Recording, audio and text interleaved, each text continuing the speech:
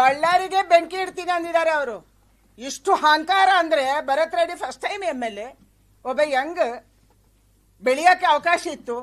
ಇಷ್ಟು ಅಹಂಕಾರ, ನಾನು ಬಳ್ಳಾರಿಗೆ ಬೆಂಕಿ ಇಡ್ತೀನಿ. ಇವರು ಕಟ್ಟಿರುವ ಗುಡಿಸಲ್ ನೋಡಿ, ಬಳ್ಳಾರಿ ಬೆಂಕಿ ಇಡಕ್ಕೆ. ಬಳ್ಳಾರಿ ಪಕ್ಕದಲ್ಲಿ ಗುಡಿಸಲ್ ಕಟ್ಬಿಟ್ಟು ಆಮೇಲೆ ಬೆಂಕಿ ಇಡ್ತಾರಲ್ಲ, ಹಂಗೆ ಅಂತ ಅಂದ್ಕೊಂಡಿದ್ದಾರೆ ಇವರು. ಏನ್ ನಡೆಸಿದ್ದಾರೆ ಅಂತ ಹೇಳಿ ಆಶ್ಚರ್ಯ ಆಗುತ್ತೆ. ಹೇಟ್ ಬಿಲ್ ಅನ್ನ ತಂದ್ರು. ಯಾವ ಹೇಟ್ಗೆ ಕಾರಣಕ್ಕೆ? ಅದೇ ನಾನು ಅವಾಗ ಹೇಳಿದೆ ಅಲ್ಲ, ನಮ್ಮನ್ನು ಮ್ಯಾಡ್ ಅಂತ ಹೇಳಿ ನಮ್ಗೆ ಕೇಸ್ ಹಾಕಕ್ಕೆ ತಂದ್ರು ಹೇಟ್ ಬಿಲ್ಲು. ಭಾರತೀಯ ಜನತಾ ಪಾರ್ಟಿ ಅವರು ಮಾತಾಡಬಾರ್ದು, RSS ಅವರು ಮಾತಾಡಬಾರ್ದು, ಸೋಷಿಯಲ್ ಮೀಡಿಯಾದವರು ಮಾತಾಡಬಾರ್ದು, ಉದ್ಯೋಗ ಸಿಕ್ಕಿಲ್ಲ ಅಂತ ಯಾರು ಹೋರಾಟ ಮಾಡಬಾರ್ದು. ಯಾರೋ ಹುಬ್ಳಿಯಲ್ಲಿ ಅವರವರಷ್ಟಕ್ಕೆ ಹುಡುಗರು ಹೋರಾಟ ಶುರು ಮಾಡಿದ್ರು, ಅದಾಗಬಾರ್ದು, ಇದಕ್ಕೆ ಮಾಡಿದ್ರು. ಈಗ ಹೇಟ್ ಸ್ಪೀಚ್ ಅವರೇ ಮಾಡ್ತಾ ಇದ್ದಾರೆ, ಮತ್ತೆ ಸುಳ್ಳು ಮಾತಾಡ್ತಾರೆ.